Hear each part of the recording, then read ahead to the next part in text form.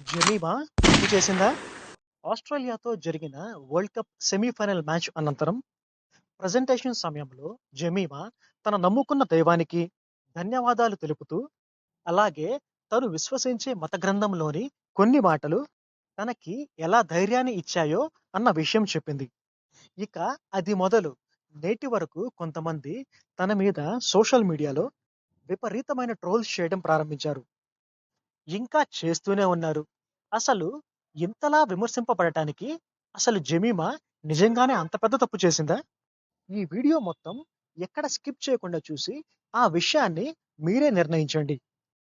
Hi అండి.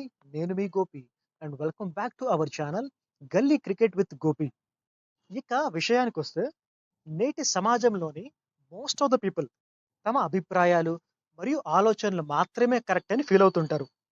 అది మాత్రమే కాదు, ఎదుటి వాళ్ళు వాళ్ళ విశ్వాసాలు మరియు ఆలోచనల గురించి చెబితే మాత్రం వాటిని అస్సలు ఒప్పుకోరు.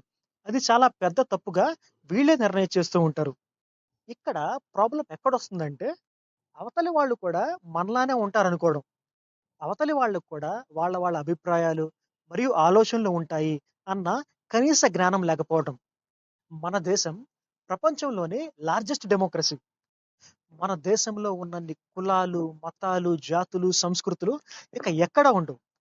మనము ప్లెడ్జ్ అంటే ప్రతిజ్ఞ చేసేటప్పుడు కూడా India is my country and I'm proud of its rich and varied heritage అంటే సుసంపన్నమైన బహువిధమైన నా దేశ వారసత్వ సంపద నాకు గర్వకారణం అని ప్రతిజ్ఞ చేస్తూ ఉంటాము.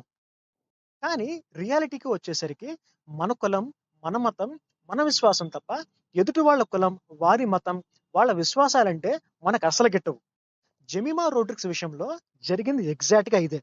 సెమీఫైనల్‌లో మ్యాచ్ విన్నింగ్ ఇన్నింగ్స్ ఆడి టీమ్‌ని గెలిపించిన తర్వాత జెమిమా తాను అనుసరించే మతానికి సంబంధించిన కొన్ని మాటలు తనకి ఏ విధంగా ధైర్యాన్ని ఇచ్చాయో అన్న సంగతి తెలిపింది.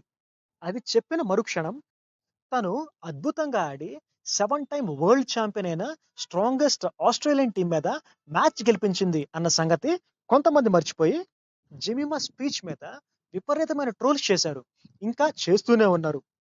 ఇంకా బాధపడాల్సిన విషయం ఏంటంటే, ఫైనల్ మ్యాచ్‌లో జెమిమా పెద్దగా స్కోర్ చేయలేకపోయేసరికి ఈ ట్రోలర్స్ అందరూ ఫైనల్ మ్యాచ్‌లో నువ్వు నమ్ముకున్న దైవం ఈ రోజు నీకు సహాయం చేయలేదా అని మళ్ళీ ట్రోల్ చేయడం. Freedom of speech and freedom of religion అంటే వాక్ స్వాతంత్రం మరియు మత స్వేచ్ఛ అనే ఫండమెంటల్ రైట్స్ మన ఇండియన్ కాన్స్టిట్యూషన్ ద్వారా మన అందరికీ ఇవ్వబడ్డాయి.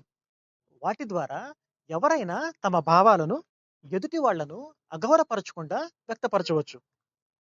కానీ మనకి రైట్స్ ఉన్నాయి కదా అని ఎలా పడితే అలా ఎదుటి వాళ్ళను విమర్శించే హక్కు ఎవరికీ లేదు. ఇక ఫైనల్‌గా చెప్పాలంటే జెమీమా నిజంగానే తప్పు చేసింది. ఇప్పటి వరకు తన మీద ట్రోలింగ్ చేసే వాళ్లకు నా మతం, నా విశ్వాసం, నా ఇష్టం అది మీకు అనవసరమని సమాధానం ఇవ్వకుండా జెమీమా తప్పు చేసింది.